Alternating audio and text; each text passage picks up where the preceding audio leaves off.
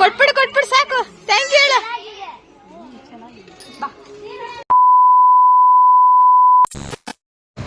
ನಮಸ್ಕಾರ ಸ್ನೇಹಿತರೆ, welcome back to my YouTube channel Roopashree ಡೈಲಾಗ್ಸ್ಗೆ ಸ್ವಾಗತ. ಇವತ್ತಿನ ವಿಡಿಯೋನ ಶುರು ಮಾಡಿದ್ದೀನಿ ಸ್ನೇಹಿತರೆ. ಲಾಸ್ಟ್ ವಿಡಿಯೋದಲ್ಲಿ ನೋಡಿದ್ರಿ ನಮ್ಮ ಅವನ ಮಗನ ಬರ್ತಡೇ ಇತ್ತು ಅಂತ ಹೇಳಿದೆ. ಸೊ ಅದರದ್ದೇ ಪ್ರಿಪ್ರೇಷನ್ ಮಾಡ್ತಾಯಿದ್ರು. ಇಲ್ಲಿ ನಮ್ಮ ಅವರ ಮನೆಯಲ್ಲಿ ಸ್ವಲ್ಪ ಚಿಕ್ಕದಾಗಿ ಕೇಕ್ನ ಕಟ್ ಮಾಡಿದ್ವಿ ಸಿಂಪಲ್ಲಾಗಿ. ಬರ್ತಡೇ ಇದ್ದಿತ್ತು ದೊಡ್ಡ ಮಾವನ ಮಗಂದು ಸ್ನೇಹಿತರೆ. ಸೊ ನಮ್ಮ ಮನೇಲಿ ಇವತ್ತು ಮನೆ ತುಂಬ ಮಕ್ಳು ಅಂತಲೇ ಹೇಳ್ಬೋದು. ಚಿಕ್ಕ ಮಾವನ ಮಕ್ಕಳು ಕೂಡ ಇದ್ದರು, ನನ್ನ ಮಕ್ಕಳು ಎಲ್ಲರೂ ಸೇರಿ ಸಿಂಪಲ್ಲಾಗಿ ಬರ್ತಡೇನ ಆಚರಣೆ ಮಾಡಿದ್ವಿ. ಸೊ ಖುಷಿ ಆಯಿತು. ಎಲ್ಲ ಮಕ್ಕಳು ಒಂದೇ ಸಲ ಸೇರಿಕೊಂಡು ಆಟ ಆಡೋದು ಎಲ್ಲನೂ ನೋಡಿ ನಮ್ಮ ಅಜ್ಜಿ, ನಮ್ಮ ತಾತ, ನಮ್ಮಮ್ಮ, ನಮ್ಮ ಅತ್ತೆ, ನಾನು ಎಲ್ಲನೂ ಇದ್ವಿ, ಇಷ್ಟೇ ಜನ. ಸೊ ಒಂದು ಕ್ಲಿಪ್ಪಿಂಗ್ಸ್ನ ತಗೊಂಡೆ ಅಷ್ಟೇ ಸ್ನೇಹಿತರೆ. ತುಂಬಾ ಖುಷಿಯಾಗುತ್ತೆ. ಅಂಬೇಡ್ಕರ್ ಜಯಂತಿ ದಿವಸನೇ ನಮ್ಮ ಮಾವನ ಮಗ ಹುಟ್ಟಿರೋದು. ಸೊ ಅವರದೇ ಒಂದು ಗುಣಗಳೆಲ್ಲ ನನ್ನ ತಮ್ಮನಿಗೆ ಬರಲಿ ಅಂತ ಕೇಳ್ಕೊಳ್ತೀನಿ. ಸೊ ಇವಾಗ ನೆಕ್ಸ್ಟ್ ಡೇ ಸ್ನೇಹಿತರೆ, ಇದು ನನ್ನ ಮಗಳಿಗೆ ಬಂದಿದ್ದ ದಿನದಿಂದ ಎಣ್ಣೆನೇ ಹಚ್ಚಿರಲಿಲ್ಲ. ಒಂದು 4-5 ದಿವಸ ಆಗ್ಬಿಟ್ಟಿತ್ತು ಆಲ್ರೆಡಿ. ಹಾಗಾಗಿ ಇವತ್ತು ಸ್ವಲ್ಪ ಎಣ್ಣೆನ ಹಚ್ತಾ ಇದ್ದೀನಿ. ನಿಮಗೆ ಗೊತ್ತು, ಏರ್ ಕೇರ್ ರೂಟೀನ್ ನಾನು ಶೇರ್ ಮಾಡಿದ್ದೀನಿ, ನನ್ನ ಮಗಳದ್ದು ನಂದು ಏರ್ ಕೇರ್ ರೂಟೀನ್ನ. ಅದಕ್ಕೆ ತುಂಬಾ ರೆಸ್ಪಾನ್ಸ್ ಕೊಟ್ಟಿದ್ದೀರಾ. Thank you so much. ಇಷ್ಟೊಂದು ಪ್ರೀತಿ ಕೊಡ್ತೀರಾ ಅಂತಲೇ ಅಂದ್ಕೊಂಡಿರಲಿಲ್ಲ. ನಿಜ ಹೇಳ್ತೀನಿ, ನಿಜವಾದ ಕಂಟೆಂಟ್ಗೆ ಬೆಲೆ ಯಾವತ್ತೂ ಸಿಗುತ್ತೆ ಸ್ನೇಹಿತರೆ, ಅದಂತೂ ನಿಜವೇ. ಆ ವಿಡಿಯೋಯಿಂದ ನನಗೆ ಗೊತ್ತಾಯಿತು. ಸೊ ನಿಮ್ಮೆಲ್ಲರ ಪ್ರೀತಿಯಿಂದ 15K ರೀಚ್ ಆಗಿದೆ. Thank you so much. ಇದೇ ರೀತಿ ಪ್ರೀತಿನ ಕೊಡಿ ಅಂತ ಕೇಳ್ಕೊಳ್ತೀನಿ.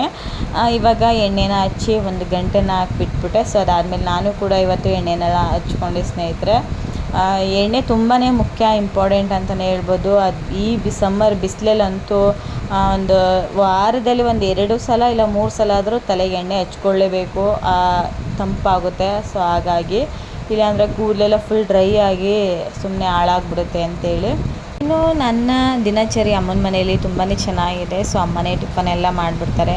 ಮಧ್ಯಾಹ್ನಕ್ಕೂ ಸಾಂಬಾರು ರೆಡಿ ಮಾಡಿ ಇಟ್ಬಿಟ್ಟು ಹೋಗಿರ್ತಾರೆ. ನಾನು ರೈಸ್ ಅಷ್ಟೇ ಮಾಡ್ಕೊಳ್ಳೋದು. ಅಮ್ಮ ಮಕ್ಕಳು ನೋಡ್ಕೊಂಡು ಆರಾಮಾಗಿರೋದು, ಜಾಸ್ತಿ ಕೆಲಸ ಮಾಡೋಕ್ಕೆ ಹೋಗಬೇಡ, ಮಕ್ಕಳು ಫ್ರಿಜ್ ಹತ್ರ ಹೋಗೋದು ಆಚೆ ಹೋಗೋದು ಮಾಡ್ತಾರೆ, ಸ್ವಲ್ಪ ಕೇರ್ಫುಲ್ಲಾಗಿ ನೋಡ್ಕೊ ಮಕ್ಕಳನ್ನ ಅಂತ ಹೇಳ್ತಾ ಇರ್ತಾರೆ.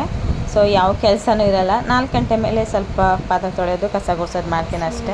ವೆಲ್ಕಮ್ ಅಗೇನ್ ಸ್ನೇಹಿತರೆ. ಸೊ ಇವತ್ತು ಮಂಗಳವಾರ ಟೈಮ್ ಬಂದು 1:15 ಆಗಿದೆ. ಸೊ ಇವಾಗ ರೈಸ್ ಮಾಡಿದ್ದೀನಿ, ಮೊಳಕೆ ಕಾಳು ಸಾಂಬಾರಿದೆ. ಸೊ ಅದರಲ್ಲೇ ತಿಂದ್ಕೊಂಡ್ರೆ ಆಯಿತು ಅಂತೇಳಿ ಪಾಪು ಮಲಗಿದ್ದಾನೆ.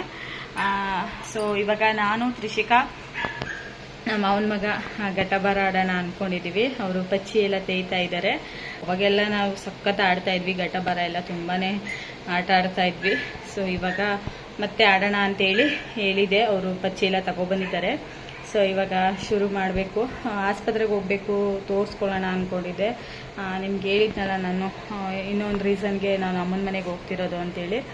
ಫೋನ್ ಮಾಡಿದ್ದೆ. ಅವರು 2 days ಏನೋ ಊರಿಗೆ ಹೋಗಿದ್ದಾರಂತೆ ಸಿಸ್ಟರು. ಸರಿ, ಅವ್ರು ಬಂದ ಮೇಲೆ ಅವರು ಎಲ್ಲಿ ರೆಫರ್ ಮಾಡ್ತಾರೋ ಯಾವ ಹಾಸ್ಪಿಟಲು ಅಲ್ಲೋಗಿ ತೋರಿಸ್ಕೊಬೇಕು ಸ್ನೇಹಿತರೆ. ಹಾಗಾಗಿ ಡಿಲೇ ಆಗ್ತಿದೆ. 3 days ಆಯಿತು.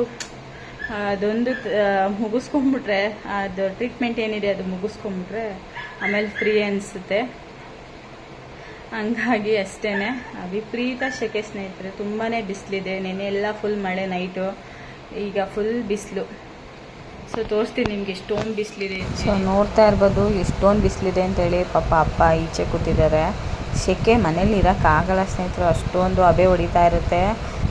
ಸೊ ಹಾಗಾಗಿ ನೋಡಿ ಪಾರಿವಾಳ ಎಲ್ಲ ಮೇಯ್ತಾ ಐತೆ. ಇಲ್ಲೆಲ್ಲ ಕಾಡು ಅದು ಇದು ಹಾಕಿರ್ತಾರಲ್ಲ, ಹಂಗಾಗಿ ಘಟಬಾರ ಆಡ್ತಾ ಇದ್ವಿ. ತುಂಬಾ ಖುಷಿ ಆಯಿತು. ಆದರೂ ಮಕ್ಕಳ ಜೊತೆ ಆಡ್ತಾ ಇದ್ದೀನಿ, ಇನ್ನು ಯಾರೂ ಇರಲಿಲ್ಲ. ನಮ್ಮ ಅಕ್ಕನ ಕರೆದೆ, ಅವರು ಬಟ್ಟೆ ಒಗಿತಾ ಇದ್ದೀನಿ, ನಾಳೆ ಆಡೋಣ ಅಂದರು. ಸರಿ ಆಯಿತು ಅಕ್ಕ ಅಂತ ಅಂದೆ. ಪಾಪು ಇದ್ದರೆ ಆಡಿಸ್ಕೊಡಲ್ಲ, ಅವ್ನು ಮಲಗಿದ್ನಲ್ಲ ಅಂಥೇಳಿ 1-2 ಆಟ ಆಡಿದ್ವಿ ಅಷ್ಟೇ. ಆಮೇಲೆ ಎತ್ತಿಟ್ಬಿಟ್ವಿ.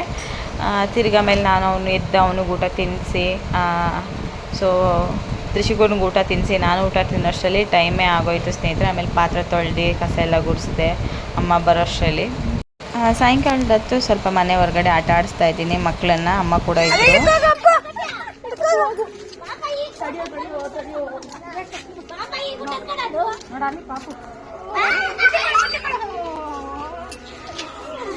ಸಾಕು ಸಾಕು ನೀ ಇಸ್ಬಿಟ್ಟನ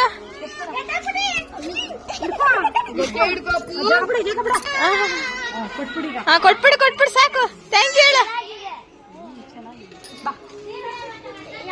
ಅದಾದಮೇಲೆ ನಾನು ಊಟ ಟೈಮಿಂಗ್ಸ್ಗೆ ಒಂದು ಕ್ಲಿಪ್ಪಿಂಗ್ಸ್ನ ತೊಗೊಂಡೆ. ಇವತ್ತು ಮಂಗಳವಾರ ಆಗಿದ್ದರಿಂದ ನಾನ್ ವೆಜ್ ಮಾಡಿದ್ರು, ಚಿಕನು, ಕಬಾಬು, ಮುದ್ದೆ. ಯಾಕೆ ಮನೆಗೆ ಕಳ್ಳಿಲ್ಲ?